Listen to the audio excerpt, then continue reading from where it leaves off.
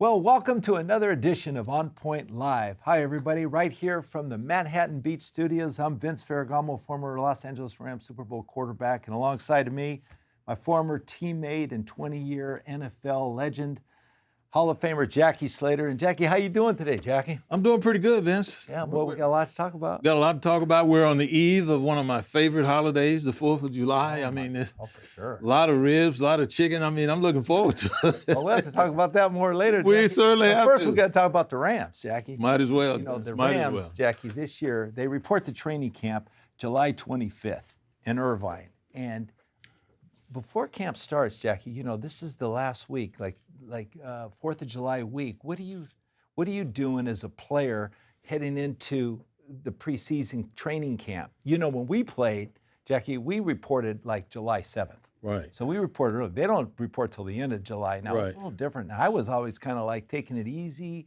before that week because I know it was going to be 6 months of training. Absolutely. A tough grind. Absolutely. Okay? But, you know, into this, checking this new team that the Rams are coming to camp with, Jackie, are you looking at anybody in particular? What are you looking for from the Rams?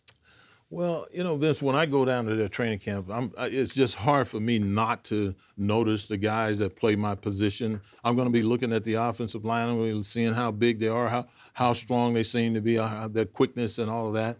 But this year, I'm going to do some additional observations because you know, the Rams had a miserable year last year, and getting back to where they were the previous year when they won the Super Bowl is going to take some work.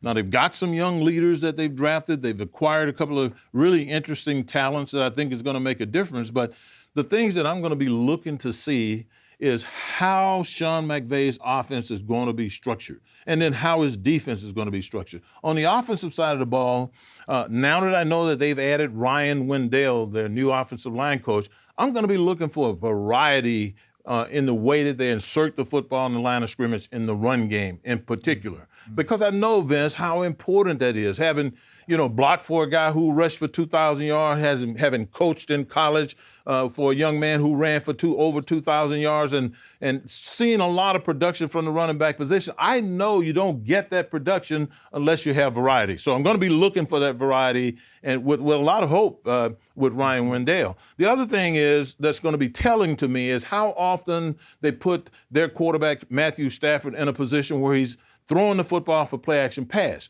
Now, if I see him consistently throwing play-action pass fakes into the line of scrimmage and then dropping and throwing the ball, that tells me that Sean McVay is going to be investing in his running game heavily, and instead of just having him sit in the pocket and throw the ball all over the place.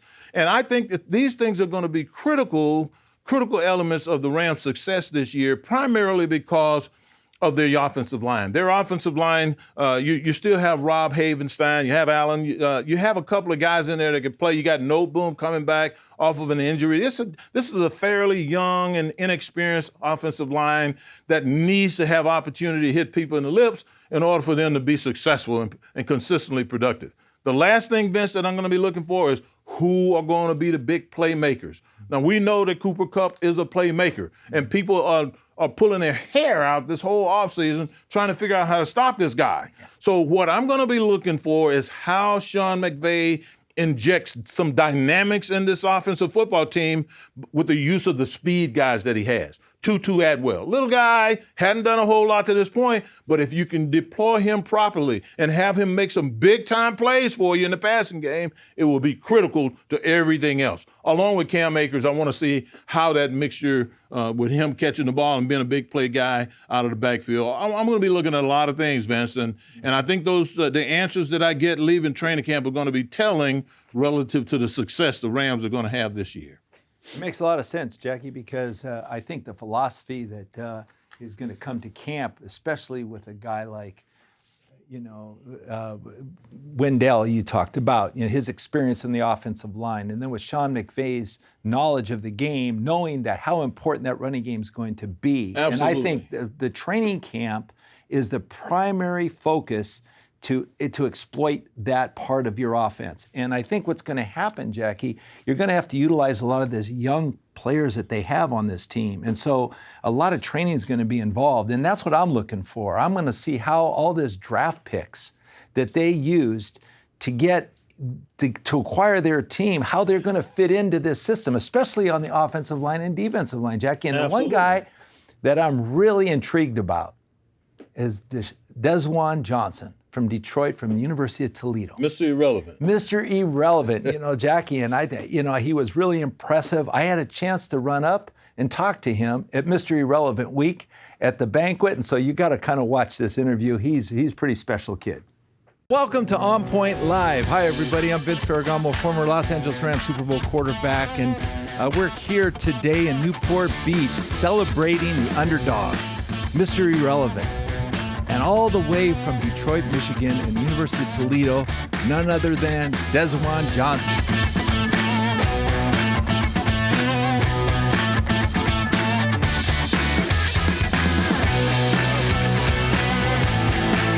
Desjuan, man, it's great to have you here and being on our show. How you doing? I'm blessed, man. It's great to be here, and I'm appreciative of everything that I'm going through right now. Well, I tell you what, this has been an extraordinary week for you, I'm sure, because of all the activities you've been doing. I mean, they've been taking you to the beach. They're going to take you to Fox Studios. You're going to go watch an Angel game. But you learned how to surf yet? Yeah, I did. You did? I stood up for a couple times, 5 seconds. I almost wanted to do a backflip, but I didn't want to do it on my first day out there. But it was pretty awesome. Yeah, that's better than Brock Purdy did last year, I think, too. Desjuan, what's up, man? It's Brock Purdy. Just want to reach out and say welcome to the club. We're all happy to have you, and we're excited for you, man, and the opportunity that you get to go and show the Rams, your teammates, coaches, everybody what you're about. And all I gotta say is just prove yourself right and stick to that. Don't waver in that. And every single day, obviously, the studying, the way you carry yourself, all that matters. But at the end of the day, man, you gotta have confidence in yourself and to take advantage of the opportunity that you have. And so I'm excited for you. Excited to see what you do. And we're all excited as Mr. Irrelevance to welcome you into the club and to cheer you on and have your back through all of it, bro. So if you need anything, holler. Welcome to the club. You got up and started surfing. I do a little surfing too, but not much. Okay. But hey, Desjuan, I got to ask you. You've come all the way from Detroit, and now you're in California, and this is like Hollywood now, and it's a whole different environment for you. Yeah. But I first have to ask you, before we go on over to the Cannery Restaurant where they're going to have a big banquet for you, you're going to have a great time. Okay. It's like, when you think about things and you think about that, it's like, could you imagine everything they're doing here for you at this point? Yeah, I'm blessed to be a part of this, and before the draft, I put everything in God's hands, and God already wrote my story out. I just gotta, wake up and stay consistent and do what He do. Put my best foot forward in everything I do. Before we go on over to the Lozman banquet, where you're gonna have a blast, I gotta ask you this one question about the Rams. 2 years ago, the Rams were in the Super Bowl, and then last year they had a dismal season, 5-12. They missed the playoffs, and they're in desperate need of linemen. Okay, what are your expectations coming into training camp this year? I'm just, come to be a team player, learn the playbook, learn under Aaron Donald, because, all throughout college, that was a player that I feel like I wanted to be, play like, we had similar traits. So, I want to come in and just be like a sponge, soak up all the knowledge, and be put my best foot forward in anything that I can do to help out the team. Well, that's awesome, because you're a team player. I understand that. But when I look at your career, and it's similar to what I had when I was a young kid. I had a nickname. They nickname was like when I just come out of the crib. But I understand you got a nickname too now. They call you Boots. Yeah. Right, now the Boots. Now you got to tell everybody how they come up with Boots. Do they still call you that now? Yeah, back at home, they definitely call me that. Right now, it's Juan or Des. Coaches can't really call me Desjuan. They like, that's too hard. So they just spit out Juan. But yeah, Boots is my nickname. My coach had gave me that name when I was 5 years old, when I started playing football. And when he passed, the name just stuck with me all throughout high school and college. So, because my college was right down the street from Detroit, so my family and friends was always there. So that name just stuck with me.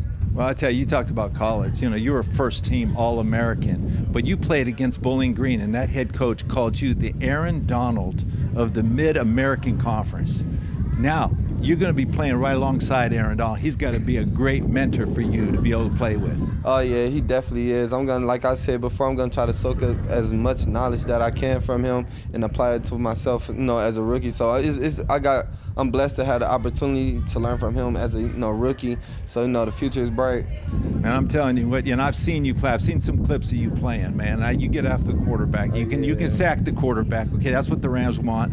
You can throw behind the line of scrimmage, tackle behind the line of scrimmage. You do that all the time. Oh, yeah. You get off the ball. So I mean, you have all the skill set. But I have to tell you one thing. As a kid growing up, you had a lot of hardship. Yeah. You lost your dad at an early age, and your mom and your grandpa raised you all those years, and they're very proud of what you've done. But you know what? A lot of credit has to go to them because of their support and what they've given you, and they're raising you up as a kid. And now you look back, but the one thing that resonates in my mind is that your mom says you always listen. And when you're a good listener, that's hard to teach. And the future is bright for somebody who listens because they can react, they can become successful in whatever they do. And so I think that's a great tribute of you, but I think you have a lot of credit, and a lot of credit has to go to your mom and your grandpa. Oh yeah, I appreciate it. Yeah, they stuck with me through the ups and downs.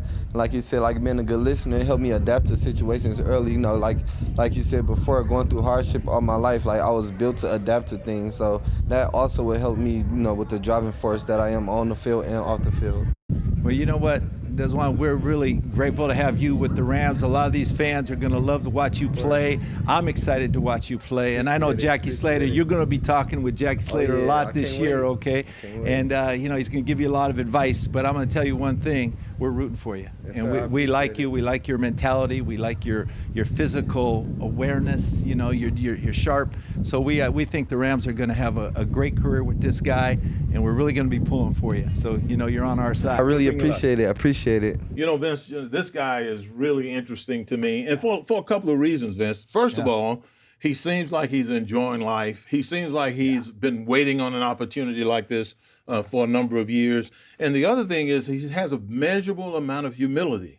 Yes, he didn't come in and start talking about taking someone's job or I'm going to establish myself here and there. He talked about learning. Right. Learning, and what better person does he have to learn from than Aaron Donald? Yeah. And the interesting thing about it, I can't hardly wait to see. I've seen some of his highlight, but the thing that most interests me about him is he's built like Aaron Donald, about the same size, not a big hulking guy that you expect going to beat you up physically, but when you look at guys like he and Aaron Donald, they can move, they can change direction, and they can put big guys like me who don't have that great foot speed that can put us in a bad spot. So he's gonna be a lot of fun to watch as this summer unfolds. Boy, I'm looking forward to it. He's going to be fun to watch because of his explosiveness, Jackie, coming off the ball. But I tell you what, Jackie, he really has a great mindset. He's thankful to be in the position he's in. Absolutely, I noticed that. He's very appreciative of his mom, his grandpa, and plus he always listens, Jackie. And you can't get better if you don't listen to the coach and don't follow instructions.